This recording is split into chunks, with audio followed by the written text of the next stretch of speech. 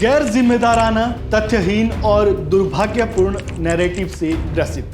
ये चुनाव आयोग का जवाब है कांग्रेस नेता जयराम रमेश के आरोपों पर। हरियाणा में विधानसभा चुनाव के नतीजे सामने आ चुके हैं और इस बार भी हरियाणा में बीजेपी का जलवा देखने को मिला और हरियाणा में जब वोटों की गिनती शुरू हुई तो हवा कांग्रेस की ओर बह रही थी, लेकिन अचानक ही पासा पलटा और बीजेपी बढ़त बनाते चली गई। इस बड़े उलटफेर के बाद कांग्रेस नेता जयराम रमेश ने चुनाव आयोग पर ही गंभीर सवाल उठा दिए और डेटा अपडेट करने में देरी का आरोप लगाया। इस पर अब चुनाव आयोग का जवाब भी आ गया है और चुनाव आयोग ने जयराम रमेश के आरोपों पर मिनट टू मिनट का डिटेल जवाब दिया है। चुनाव आयोग ने अपने जवाब में क्या कुछ कहा, चलिए जानते हैं। नमस्कार, वन इंडिया हिंदी में आपका स्वागत है। मैं हूं राजेश शर्मा।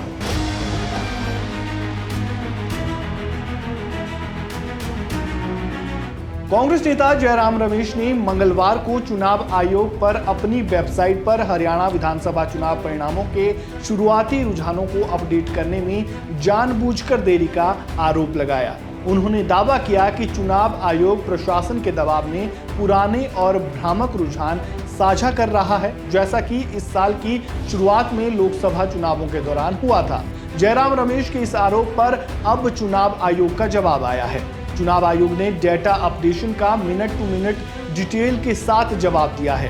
कांग्रेस की ओर से इसी तरह के आरोप 4 जून 2024 को भी लगाए गए थे, जिस दिन लोकसभा चुनावों के नतीजे आ रहे थे। आयोग ने इन आरोपों को निराधार और गलत पाया था और इनका खंडन किया था।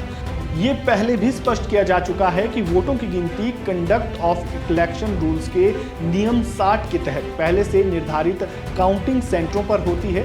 आयोग द्वारा नामित अधिकारी मतगणना की लगातार निगरानी करते हैं।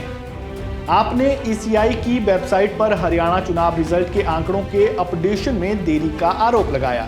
हम आपको बताना चाहते हैं कि कानूनी प्रावधानों के मुताबिक हर सीट पर पड़े वोटों की गिनती वहां चुनाव लड़ने वाले उम्मीदवारों और पार्टियों द्वारा नामित पर्यवेक्षकों की उपस्थिति में होती है।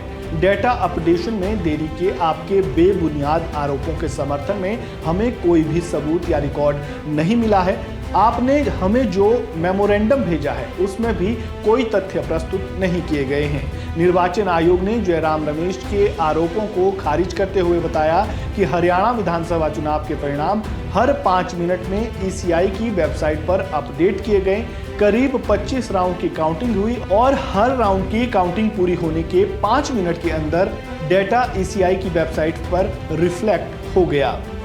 इस तरह चुनाव आयोग ने जयराम रमेश के आरोपों को गैर जिम्मेदाराना, तथ्यहीन और दुर्भाग्यपूर्ण नैरेटिव से ग्रसित बताकर खारिज कर दिया। आपको बता दें कि हरियाणा की 90 सीटों पर हुए विधानसभा चुनावों में बीजेपी ने जहां 50 सीटों पर जीत हासिल की है, तो वहीं कांग्रेस 35 और अन्य के खाते में 3 सीटें आई है। इन आंकड़ों में अभी बदलाव संभव है क्योंकि अभी तक चुनाव आयोग की ओर से फाइनल रिजल्ट घोषित नहीं किया गया है। इस खबर में फिलहाल इतना ही। खबरों से जुड़े ताज़ा अपडेट के लिए बने रहें वन इंडिया हिंदी के साथ। धन्यवाद।